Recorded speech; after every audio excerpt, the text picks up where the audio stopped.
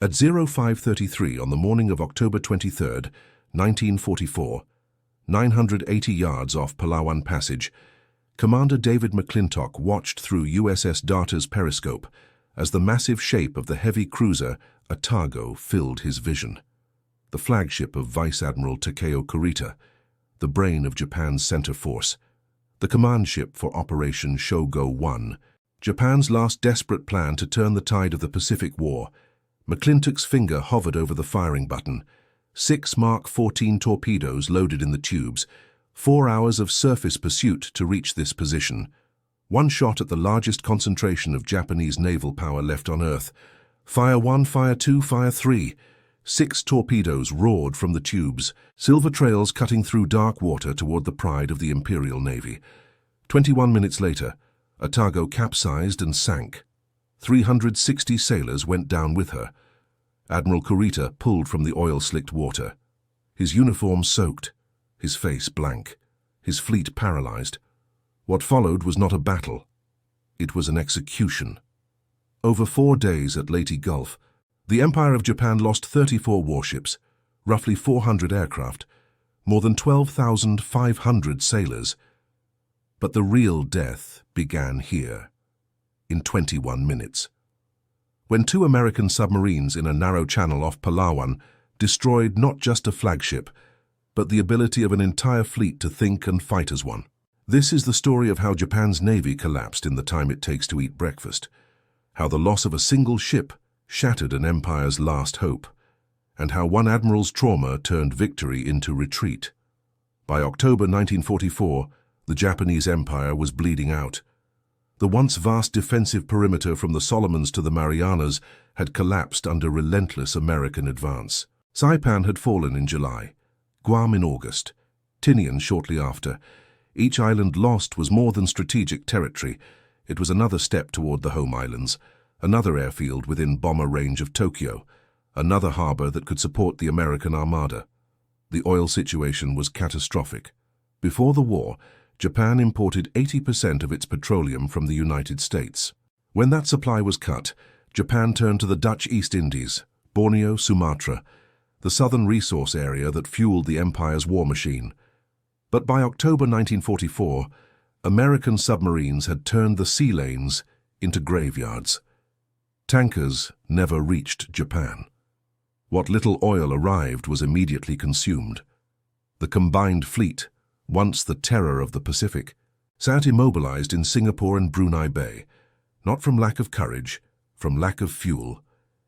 In desperation, the Imperial General Staff conceived one final plan, Operation Shogo 1, or simply Operation Victory. It was bold, complex, and almost delusional, a 3-pronged counteroffensive designed to annihilate the American landing forces at Leyte in the Philippines and reclaim the initiative in the Pacific. The Americans had invaded Leyte on October 20th. Within 4 days, over 100,000 troops were ashore.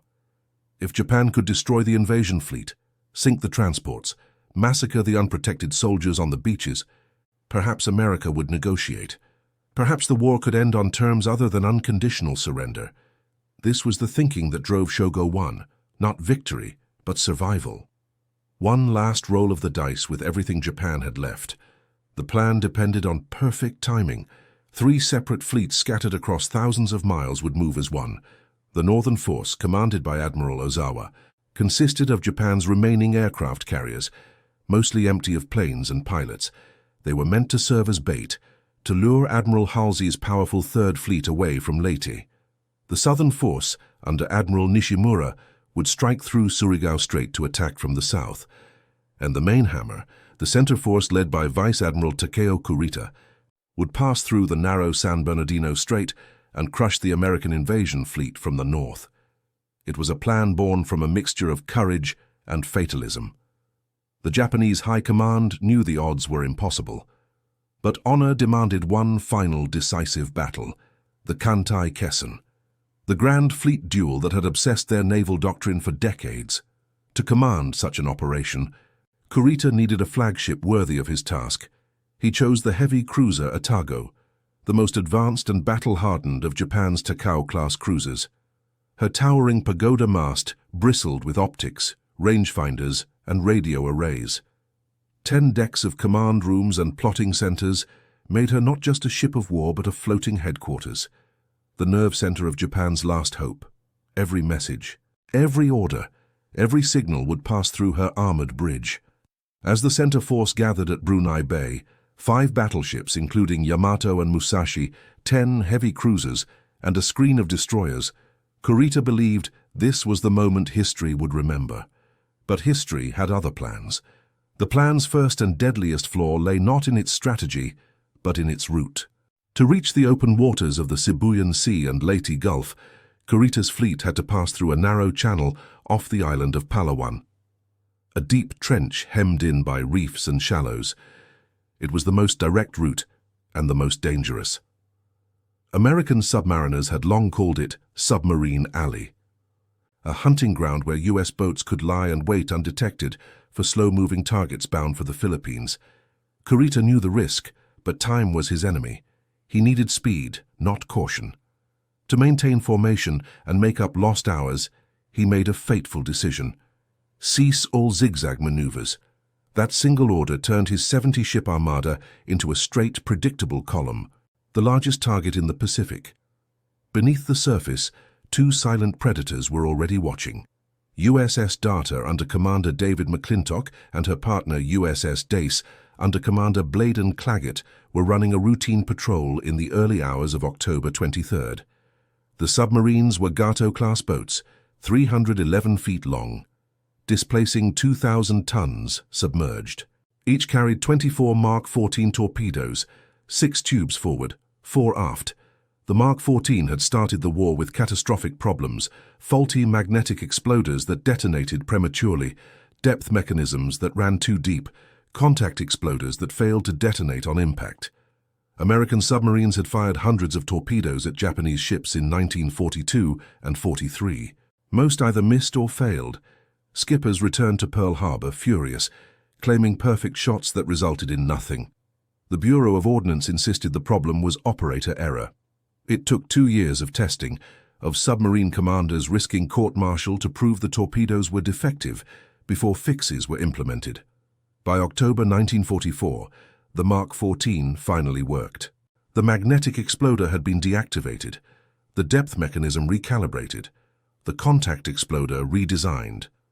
Now, American torpedoes were the most reliable in the Pacific, more reliable than Japanese Type 93 long lances, more reliable than German G7Es. When a Mark 14 hit, it detonated, and when it detonated, ships died. At 0100 hours, a radar operator aboard Data saw it, a faint blip, then another, then dozens more. Within minutes, the screen glowed with contact stretching across the sea like a constellation of steel. McClintock called Claggett on Dace via radio. "We've got multiple contacts, speed 16 knots, bearing 270. This is big." Both submarines began tracking, plotting courses, calculating intercept points. The Japanese fleet was moving at 16 knots, not fast, but faster than a submerged submarine could match. Data and Dace would have to surface, race ahead at maximum speed, then dive to ambush positions before dawn. It was risky.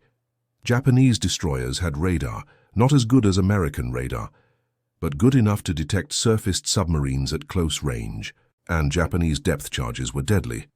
But McClintock didn't hesitate. He ordered an encrypted radio burst to Admiral Halsey's headquarters at Ulithi Atoll. Enemy fleet sighted, bearing and composition confirmed, estimated speed 16 knots, position 14 degrees 30 minutes north, 116 degrees 28 minutes east. That short signal, sent at 0116 hours, erased Japan's last secret. The element of surprise, the cornerstone of Operation Shogo 1, was gone. Halsey received the message at 0230 hours. He immediately ordered all carrier task groups to prepare for action. He alerted 7th Fleet guarding the Leyte beachhead. He launched long-range search aircraft to confirm McClintock's report. By 0400 hours, the entire American fleet knew the Japanese were coming. At dawn, the hunt began. Data and Dace surfaced, racing ahead of the Japanese formation to set the perfect trap. For 4 tense hours, they sprinted across black water at 17 knots, their diesel engines roaring, cutting off Kurita's advance. Above them, lookouts on Japanese destroyers scanned the empty horizon, unaware that death was moving beneath their keels. At 0500 hours, with dawn approaching, both submarines dove. Data went to periscope depth.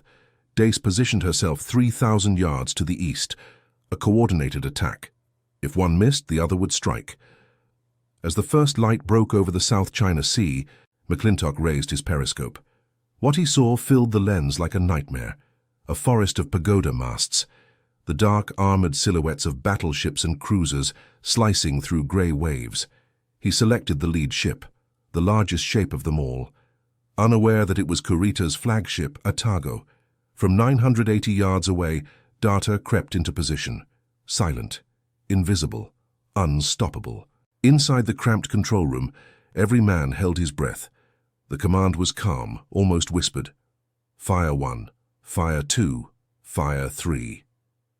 6 Mark 14 torpedoes roared from the tubes, a string of silver death cutting toward the pride of the Imperial Navy. The fate of an empire was now measured in seconds. The seconds stretched like hours as the torpedoes raced through the depths. The men aboard Data could hear nothing but the hum of engines and the ticking of the stopwatch. Then came the sound they had waited for, a dull, distant thunder rolling through the sea. The first torpedo struck Otago's starboard side just below the bridge. It ripped open her number 1 boiler room in an eruption of fire, steam, and steel. The second hit seconds later, directly beneath the towering command tower, obliterating more boiler rooms and killing dozens in an instant. The ship shuddered violently. The lights flickered and then went black. Inside Otago, chaos reigned. Power failed. Steam lines burst, scalding men alive in the darkness. Fires spread through corridors, filling them with choking smoke. Officers shouted for damage control, but the phones were dead, the alarms silent. Admiral Kurita, standing on the bridge, was thrown off his feet as the floor tilted beneath him. The great flagship that had once commanded the Pacific was dying faster than anyone could comprehend. A third explosion followed, then a fourth, tearing through her hangar deck and igniting aviation fuel. The ship began to list heavily to starboard. Within minutes, the deck had become a wall, and the crew was sliding toward the sea. Kurita's staff tried desperately to find an escape. Every door jammed, every corridor blocked. Finally, the admiral himself climbed through a shattered window, cutting his hands on the glass as he fell into the black, oil-choked water. Around him, hundreds of men flailed and screamed as debris rained down from the collapsing superstructure. Some tried to swim toward destroyers rushing in. Others vanished beneath the oil. The water burned, slick with fire and fuel. Otago rolled past 40 degrees, then 60. For a moment, her propellers lifted out of the sea, glinting in the grey dawn. At 0554, 21 minutes after the first hit, she capsized completely. A geyser of steam and smoke marked her grave as the sea closed over her. 360 sailors went down with the ship, the heart of the center force gone in less than half an hour. But the ambush wasn't over. Data's companion, USS Dace, had slipped to the opposite flank. Commander Bladen Claggett lined up his sights on another great cruiser, Maya. 4 torpedoes slammed into her side. A magazine detonation triggered a catastrophic blast. Maya sank within minutes. More than 300 men disappeared with her. Within 30 minutes, Japan's center force had lost 2 heavy cruisers, another crippled, and its flagship, its brain, destroyed. The survivors bobbed among oil slicks and burning debris. On the destroyer Kishinami, sailors scanned the wreckage for movement. Within an hour, they spotted a figure clinging to driftwood. Admiral Kurita. They pulled him aboard, his uniform soaked in oil, his face pale and blank. Moments earlier, he had commanded a fleet of 70 ships. Now he stood barefoot on a destroyer deck, staring silently at the black horizon where his flagship had been. Witnesses said he spoke only one word, Otago. For hours, the center force drifted in confusion. Communication had collapsed. Orders were relayed by signal flags and lanterns, slow and uncertain. Some ships circled, unsure who commanded. Others stopped to pick up survivors. Time, the one thing the plan depended on, was bleeding away. Kurita ordered his transfer to the battleship Yamato, the largest warship ever built. The fleet had to halt while small boats ferried the admiral and his staff through the wreckage and oil. Each minute that passed pulled them further from the synchronized plan Japan's high command had envisioned. Kurita climbed aboard Yamato's gangway hours later. The ship's towering hull rose over him like a floating fortress, cold, massive, indifferent. From her bridge, he could see the oil-slicked sea where Atago and Maya had gone down. Somewhere out there, men were still floating, calling for help. Kurita turned away. He had to continue. Orders from Tokyo were clear. Proceed to Leyte. But deep inside, something had changed. The loss of his flagship had left more than a gap in his command. It had left a scar, a wound of disbelief that no radio signal could repair. For 2 days, the Pacific lay quiet, but it was the quiet before the next storm. On October 24th, American reconnaissance planes rediscovered the same fleet, this time under fire in the Sibuyan Sea, the next act of the same tragedy. As the sun rose over the Philippines, hundreds of aircraft lifted from the decks of Essex, Intrepid, Lexington and Enterprise. Hellcats, Avengers and Helldivers streaked toward the horizon, their wings glinting in the light. By 10:30 a.m., the first wave struck. Bombs slammed into decks and superstructures. Torpedoes carved the sea in white arcs. At the center of it all, the battleship Musashi took the brunt of the assault. Torpedo after torpedo struck her sides. Bombs rained from above. Within hours, she was listing heavily. Her great guns silent. By dusk, the largest warship Japan ever built was gone, slipping beneath the waves as her crew saluted and vanished into the sea. Kurita's center force had been mauled beyond recognition. The loss of Atago 2 days earlier had crippled his coordination. Now the loss of Musashi destroyed his striking power. Every message was confused, every maneuver delayed. Yet even in this chaos, Tokyo's orders came through. Continue to Leyte at all costs. At dawn on October 25th, Kurita's battered armada emerged from San Bernardino Strait. Ahead lay the American invasion fleet, thousands of soldiers landing on the beaches of Leyte, guarded by a handful of small escort carriers and destroyers known as Taffy 3. To Kurita's lookouts, it seemed too easy. Victory was finally within reach. He gave the order to attack. The morning sky erupted in thunder. Yamato and Nagato opened fire with 18-inch guns, their shells weighing over a ton each. Plumes of water shot hundreds of feet into the air around American ships. The escort carriers were not built for combat. They were converted merchant hulls, thin-skinned, slow, armed with 5-inch pop guns that could not scratch a battleship's paint. Their aircraft were loaded with anti-submarine depth charges and bombs for ground support, not armor-piercing weapons for attacking capital ships. Rear Admiral Clifton Sprague, commanding Taffy 3 from the carrier Fanshawe Bay, realized the impossible. The entire Japanese battle line was bearing down on his 6 escort carriers, 4 battleships, 8 cruisers, 11 destroyers, against his tiny force. He ordered his carriers to run, full speed 18 knots, and he ordered his destroyer Screen to attack. The destroyer Johnston, commanded by Commander Ernest Evans, turned straight into the enemy line. Launching torpedoes at suicidal range, she fired her full spread of 10 torpedoes from 9,000 yards, then continued closing, her 5-inch guns hammering at Japanese heavy cruisers. She scored over 40 hits on the cruiser Kumano, forcing her to withdraw with a jammed rudder. She engaged Congo, a battleship, at point-blank range.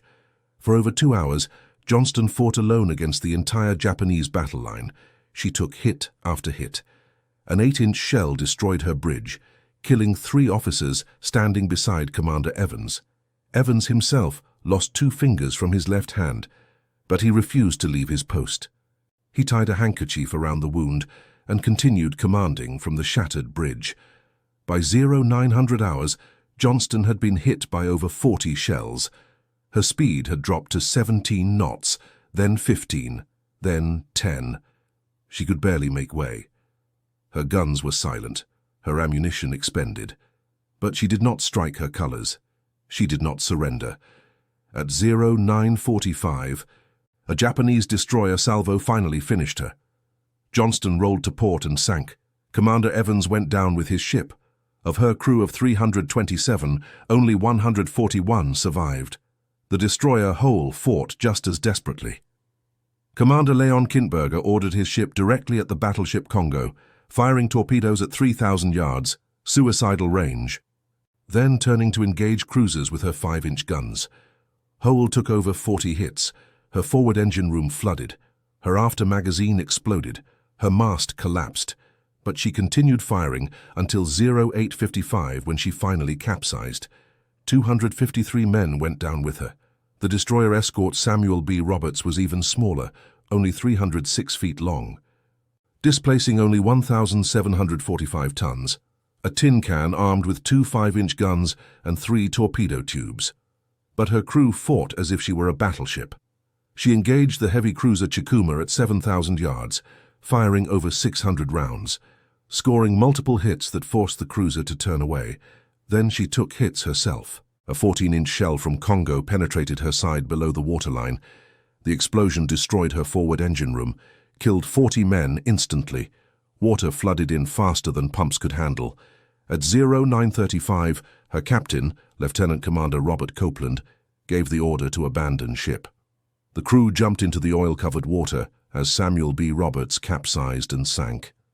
89 men died, 120 survived, floating in life rafts for over 50 hours before rescue. When the battle ended, Taffy 3 had lost 2 escort carriers, 2 destroyers, and 1 destroyer escort. Over 1,000 American sailors were dead, but the invasion fleet at Leyte was safe. The Japanese had retreated, and the courage of those small ships charging into impossible odds had written one of the greatest chapters in American naval history. The Japanese ships were forced to maneuver, to dodge torpedoes, to shift fire from the fleeing carriers to the destroyers charging through their formation.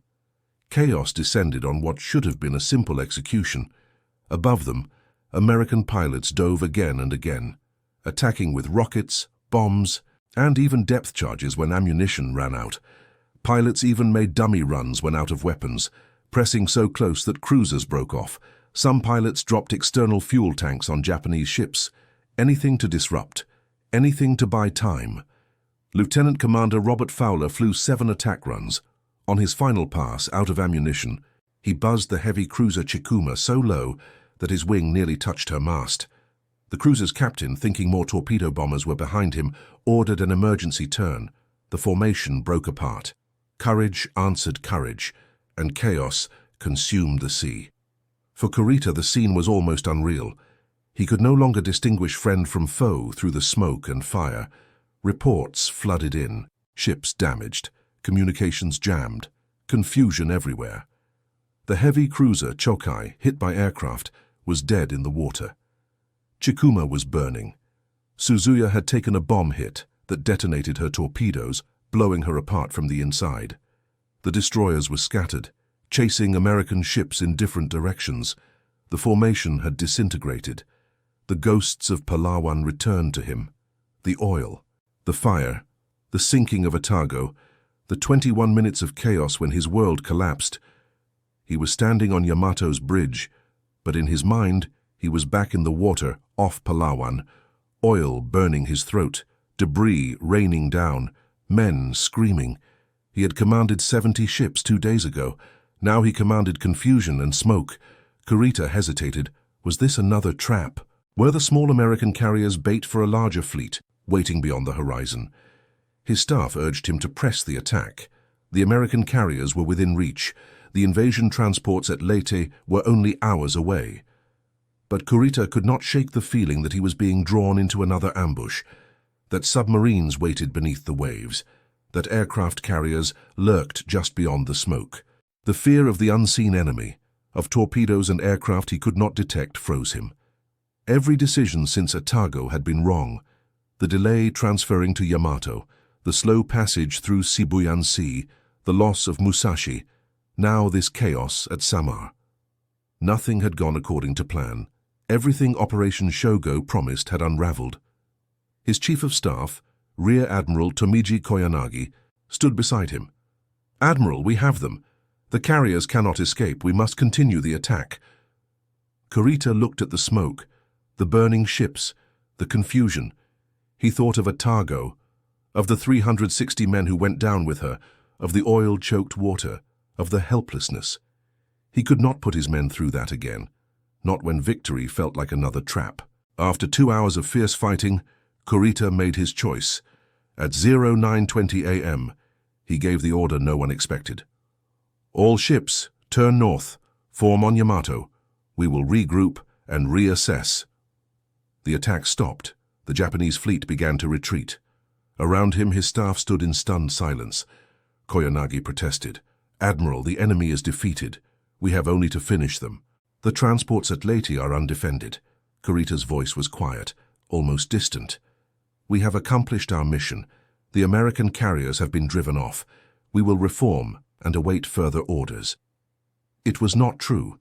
The mission was to destroy the American invasion fleet at Leyte. The carriers were not driven off. They were still there, still launching aircraft, still fighting. But Kurita could not see past the smoke, could not think past the trauma. The chance for a decisive victory, the last in Japan's reach, disappeared into the smoke. Years later, historians would debate Kurita's decision. Some called it prudence. The center force was damaged, low on fuel, low on ammunition. Perhaps retreat was the only sensible option. Others called it the greatest failure of nerve in naval history. The transports at Leyte were defenseless. If Kurita had pressed on, he could have massacred thousands, could have forced the Americans to withdraw, could have changed the course of the war. But those historians were not standing on Yamato's bridge at 09:20 on October 25th. They had not watched their flagship sink in 21 minutes, had not been pulled from burning oil, had not commanded 70 ships one moment and scattered chaos the next. Kurita made his decision not as an admiral, but as a man who had seen too much death and could not bear to see more.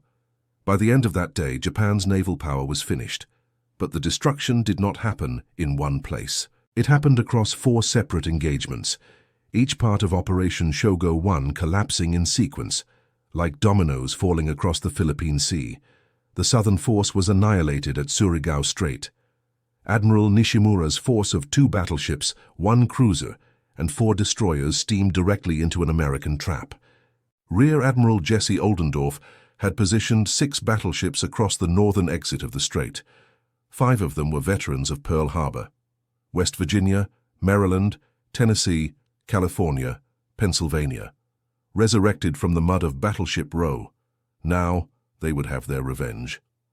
As Nishimura's force entered the narrow strait, American destroyers attacked from both flanks, launching torpedoes in perfectly coordinated waves. The battleship Fuso took a torpedo amidships, broke in half. Each section remained afloat, burning, for over an hour before sinking. Nishimura's flagship Yamashiro pressed on, directly into the waiting guns of Oldendorf's battle line. At 03:51 a.m., the American battleships opened fire, crossing the T in the last great battleship engagement in naval history. Shells rained down on Yamashiro from 6 different directions. She burned, listed, capsized. Nishimura went down with his ship. Of the 7 ships in the southern force, only 1 destroyer escaped. Over 4,000 Japanese sailors died in the strait. The southern force had been obliterated. Meanwhile, 400 miles to the north, the northern force was dying. Admiral Ozawa's carriers had successfully lured Admiral Halsey's Third Fleet away from Leyte. The bait had worked too well. Halsey took his entire force north, battleships, cruisers, carriers, leaving San Bernardino Strait completely unguarded. Ozawa had 4 carriers. Zuikaku, the last survivor of the Pearl Harbor attack force. Zuiho, Chitose Chiyoda. Between them they carried fewer than 100 aircraft. Most of the pilots were undertrained. Many had never landed on a carrier before. It did not matter. Their job was not to fight. It was to die while drawing Halsey away. At dawn on October 25th, American carrier aircraft found Ozawa's force off Cape Engano. The attacks were methodical, overwhelming. Zuikaku, the proud veteran of Pearl Harbor, Coral Sea, Midway, took 7 torpedo hits and 9 bombs. She capsized and sank. Her captain and hundreds of crew went down with her. Zuiho, Chitose, Chiyoda followed her to the bottom. The light cruiser Tama was torpedoed by a submarine while trying to escape. By nightfall, the Northern Force had ceased to exist, and Kurita's center force. Once the pride of the Empire limped home in defeat, 4 carriers, 3 battleships, 10 cruisers, 12 destroyers, gone, over 12,500 sailors lost. Historians would later call it the death of the Imperial Navy. But they also agreed the real death had begun 2 days earlier in Submarine Alley, when Otago went down. American historian Samuel Eliot Morrison wrote, "The loss of Otago did not merely remove a ship, it silenced the brain of Kurita's fleet." Captain Hara Tameichi later said, "When Otago sank, so did communication. Our fleet became a collection of ghosts. In that moment, Japan lost not just a ship, but its ability to think and act as one." Psychologically, the wound was even deeper. Kurita had survived the sinking of his flagship, Otago. 2 days later, he watched Musashi go down under relentless air attack.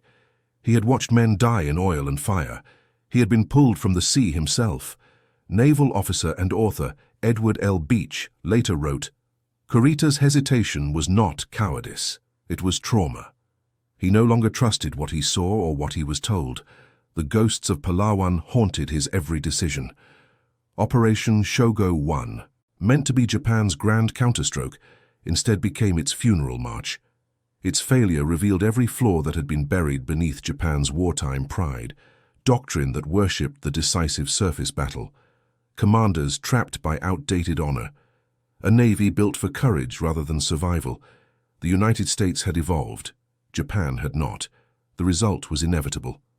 When the battle ended, the Pacific was quiet again, but beneath the calm waters of Palawan, the wrecks of Otago and Maya rest on the floor of Palawan Passage, not far apart in those same dark waters.